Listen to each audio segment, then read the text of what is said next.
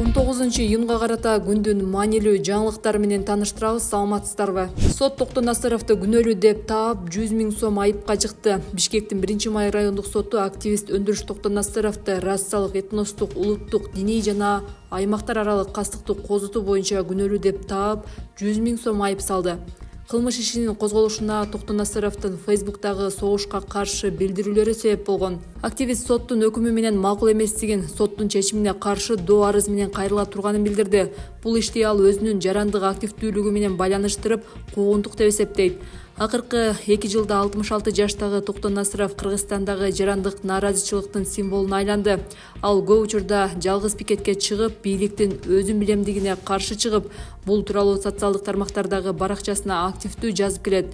Мындай позициясы үчүн активист бир нече жолу кармалып, суракка чакырылып, ал тургай кылмыш иштери да козголгон. Жогорку кеңеш Кытай, Кыргызстан, Өзбекстан темир жолун куруу жөнүндө мыйзам долбоорун дароо 3 окууда жактырды. Депутаттар 19-июнда парламент жыйынында Кытай, Кыргызстан, Өзбекстан темир жолун куруу жөнүндө мыйзам долбоорун карап, документти дароо 3 окууда бир добуштан колдоп беришти.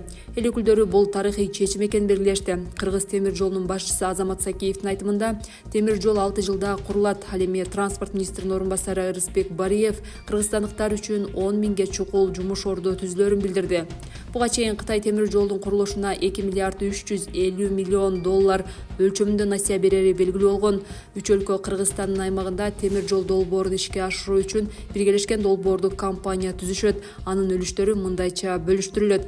Кытай темир жолдору 51%, Кыргыз темир жолдору 24,5%, Өзбекстан темир жолдору 24,5%. Бул жол Кыргызстанга дээрлик бүткүл Азияны Кытайдан баштап Перс булуңуна чейин байланыштырган континенталдык көпүрөнүн бир бөлүгү болууга мүмкүндүк берет. Буга чейин Кыргызстан бир эле товар транзитинен жылына 200 миллион доллар киреше алып турары кабарланган.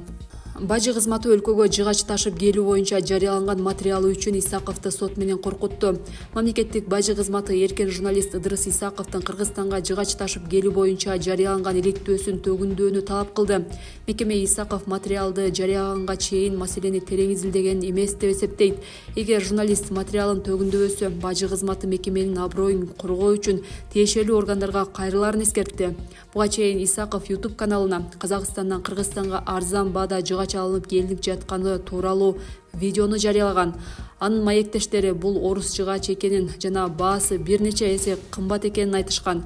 Исаков бул жерде коррупциялык схема бар экенин айтып, бажычылар ушундан байып жатат деп белгилеген. Эски замандан чыккыла, президент Бишкектеги жарнама такталарын алмаштырууну тапшырды. Президент Садыр Жапаров Бишкек шаардык мэриясына 31 августка чейин эски жарнама такталарын тазалап, заманга ылайыкташтырууну тапшырды. Шаардын ичиндеги эски жарнама такталарды 31 августка чейин толугу менен тазалап, шаардын көркүнө ылайыктуу жана ыңгайлуу жерлерге LED экрандарга алмаштыргыла. Шаардын ичин иретке келтиргиле. Эски замандан чыккыла. Эшикте 21-кылым деп жазды Жапаров Фейсбуктагы барагына.